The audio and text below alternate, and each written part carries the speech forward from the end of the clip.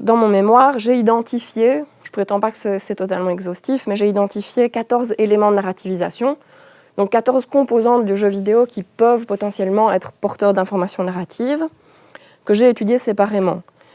Donc ces éléments, ce sont les scènes cinématiques, les textes, les personnages, l'avatar, les renvois intertextuels, c'est peut-être ce qui est le plus évident, mais aussi le paratexte, c'est-à-dire ce qui encadre le jeu, hein, l'écran titre, les temps de chargement, etc.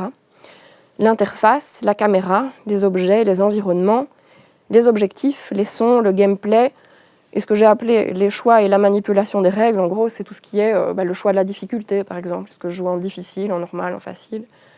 Ça change, par exemple, le nombre d'ennemis qu'il y aura dans l'univers.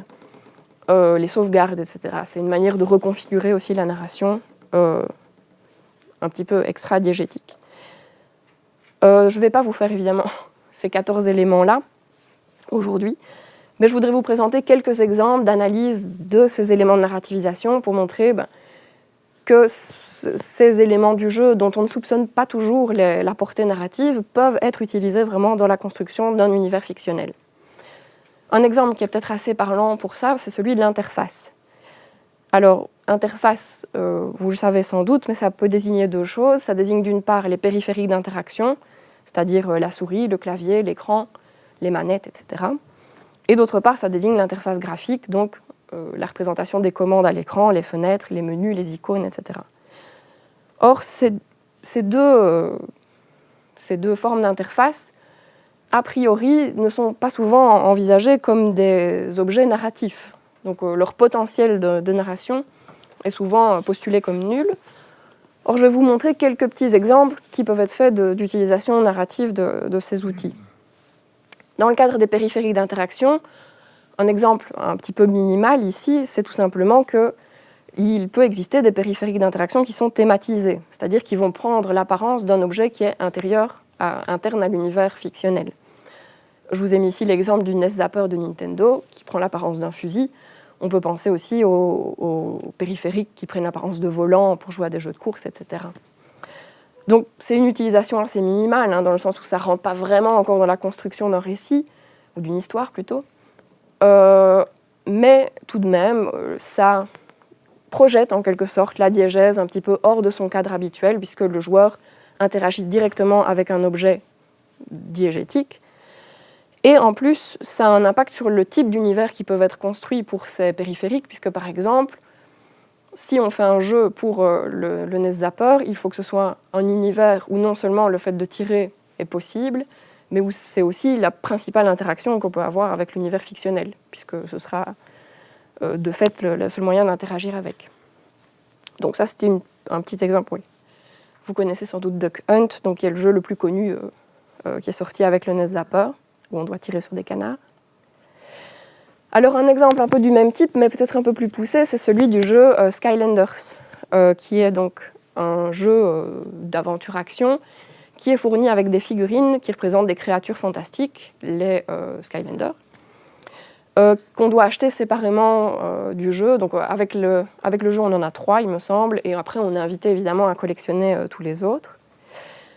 Donc le principe répond évidemment à des intérêts marketing assez évidents, mais ce qui est intéressant, c'est qu'il est aussi justifié d'un point de vue narratif, puisque l'histoire de Skylanders, c'est que les Skylanders sont en fait les protecteurs d'un royaume qui s'appelle Skyland, mais ils ont été vaincus, rapetissés et gelés par un tyran maléfique qui s'est emparé du royaume et qui, pour être tranquille, les a envoyés dans une autre dimension, à savoir la Terre. Donc, quand le joueur pose sa figurine sur le portail, ça lui permet de jouer avec le personnage correspondant, je ne l'ai pas dit, et les figurines en plus gardent en mémoire l'expérience qu'on a accumulée avec les objets qu'on leur a donnés, etc. Mais du coup, quand le joueur pose la figurine, symboliquement, donc ça permet au personnage de réintégrer son univers et d'essayer de le sauver.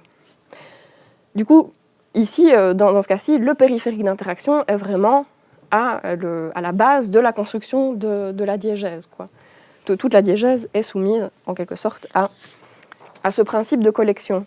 Alors de nouveau, ça a un impact sur la représentation de l'univers, parce que par exemple, le fait de collectionner des avatars qui ont des propriétés différentes mais équivalentes, ben, ça met beaucoup moins l'accent sur l'héroïcité et l'individualité d'un individu, mais plutôt sur la variété de l'univers et de ses habitants. Donc c'est un exemple parmi d'autres. Encore un autre exemple que vous connaissez peut-être si vous avez un peu joué aux jeux vidéo dans votre vie, c'est celui du boss Psychomantis dans Metal Gear Solid. Cette fois-ci, c'est un exemple vraiment de la manière dont on peut réintégrer un périphérique d'interaction classique à l'univers fictionnel. Puisque donc Metal Gear Solid, c'est un jeu d'infiltration dans lequel, à un moment, on est confronté à ce boss, Psychomantis, qui a des pouvoirs psychokinétiques et qui va en faire la démonstration aux joueurs, pas à l'avatar, mais vraiment aux joueurs, de différentes manières. Par exemple, avant le combat, il va demander aux joueurs de poser sa manette au sol et va la déplacer par la pensée, c'est-à-dire qu'il va la faire vibrer. De même, il va soi-disant donc lire dans les pensées du joueur en allant fouiller dans les données de sa carte mémoire. Et il va lui faire quelques petites réflexions comme celle-ci. Tu ne sauvegardes pas très souvent, tu es du genre imprudent. Ça ne marche que si on a des jeux Konami, je crois, donc c'est quand même assez limité, mais voilà, c'est assez intéressant. De même, pendant le combat, le boss va de temps en temps faire croire au joueur qu'il a malencontreusement changé de chaîne, en affichant un écran noir sur lequel il est marqué non pas vidéo, mais Hideo, en référence à Hideo Kojima, le créateur du jeu. Et encore, pour battre le boss, il y a plusieurs techniques, mais en fait, ce boss lit dans nos pensées, donc il peut esquiver nos attaques, etc. Et pour le battre, une des techniques, c'est de tout simplement changer la manette de port, puisque les PlayStation 1 avaient 2 ports pour les manettes. En général, quand on joue à un jeu solo, on branche la manette dans le port numéro 1. Mais ici, changer la manette de port, ça permet d'empêcher le boss de lire dans nos pensées. Donc voilà, ce boss-ci utilise vraiment tous les périphériques d'interaction, la manette, la carte mémoire, l'écran de la télévision, comme des armes.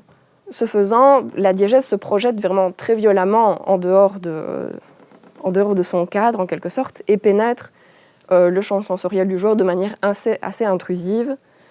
Moi, personnellement, en tout cas, j'ai trouvé ça très, très surprenant la première fois que ça m'est arrivé. Assez intrusif, assez dérangeant. Donc tout ça, c'était des exemples d'utilisation diégétique des périphériques d'interaction. On peut faire le même type de commentaire pour l'interface graphique. Alors, de même, l'interface graphique, la plupart du temps, ça ressemble en général à des menus plutôt abstraits, désincarnés, donc qui n'ont pas spécialement de rapport avec l'univers du jeu. Mais il y a moyen quand même de les diégétiser, en quelque sorte, de les réintégrer un petit peu à l'univers. Ça peut être minimal, comme dans l'exemple que j'ai mis ici, c'est-à-dire qu'on peut simplement habiller l'interface graphique de signes diégétiques. Donc ici, je vous ai mis une capture d'écran de Age of Empires, un jeu de stratégie, dans lequel on peut incarner plusieurs civilisations, et l'interface change en fonction de la civilisation qu'on incarne. Donc la barre des menus ici, mais aussi le curseur est en forme de pointe de flèche, etc. Donc c'est cosmétique, mais ça participe quand même à créer de la cohérence narrative. Il est possible toutefois de faire une utilisation un peu plus poussée des interfaces, et je ne sais pas pourquoi, mais les jeux d'horreur sont assez inventifs dans ce genre de choses. Ici, par exemple, je vous ai mis une capture d'écran d'un jeu de survival horror donc, qui s'appelle Eternal Darkness Sanity's Requiem. C'était sur GameCube, si je ne me trompe pas. C'est un jeu dans lequel, en plus de notre barre de vie, on a une barre de santé mentale. Et si elle descend trop bas, on va avoir différentes hallucinations. Et si on essaye de sauvegarder quand notre barre de vie est au plus bas, le jeu va nous faire croire que non seulement on n'a pas pu sauvegarder, mais qu'en plus, toute notre carte mémoire a été effacée. Donc là, le jeu vient vraiment poursuivre le joueur jusque dans un endroit où normalement il est censé être en sécurité dans l'interface. Donc de nouveau, la diégèse se projette vraiment hors de son cadre habituel à travers l'interface graphique. Il y a le même cas dans un autre jeu d'horreur un peu plus récent, Slender The Arrival. Je n'ai pas pu retrouver exactement le passage, je l'avais vu dans un let's play, mais je sais que dans le jeu, il y a un niveau, un moment, un niveau secret, et qu'à un moment, le joueur est obligé de mourir, il y a une mort qui est scriptée, Et donc on se retrouve au menu, et si le joueur à ce moment-là essaie de quitter le jeu, il ne pourra pas, c'est-à-dire que tous les titres du menu vont se transformer en New Game. Donc on est obligé de continuer à jouer en quelque sorte. Même si on ne peut plus aller dans les options, tout se transforme en New Game et on entend une voix qui dit Play with me, etc. Donc, même exemple, l'idée évidemment ici est de maintenir une tension constante, de poursuivre le joueur jusque dans des endroits où il est censé être plutôt en sécurité.